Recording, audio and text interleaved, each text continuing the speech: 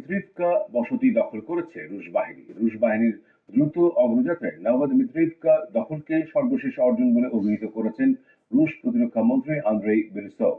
তবে ইউক্রেনের সামরিক বাহিনী গুরুত্বপূর্ণ শহর কুরাখোভের উত্তরে অবস্থিত এই গ্রামটি দখলের বিষয়ে কিছু নিশ্চিত করে জানায়নি। অনলাইনে পোস্ট করা একটি ভিডিওতে রাশিয়ার প্রতিরক্ষা মন্ত্রী বেলিসভকে বলতে শোনা গেছে, আমরা এখানে যে কাজটি করেছি তাতে ইউক্রেনীয় ইউনিটগুলোকে ভেঙে ফেলা সক্ষম হয়েছি। এখন আমাদের অগ্রগতি ত্বরান্বিত হয়েছে, আমরা তাদের 2025 সালের গোটা অভিযান পরিকল্পনা ব্যর্থ করে দিয়েছি। ইউক্রেনের জেনারেল স্টাফ বলেছেন 1000 কিলোমিটার ফ্রন্টের কুরাকোভ সেক্টরে ব্যাপক সংঘর্ষ হচ্ছে। ওই সেক্টরে 35টি সশস্ত্র সংঘর্ষের মধ্যে 10টি এখনো চলছে বলে নিশ্চিত করেছে তারা। ওপেন সোর্সের তথ্য অনুসারে রাশিয়ান বাহিনী ইউক্রেনের 20% মতো অঞ্চল দখল করে রেখেছে।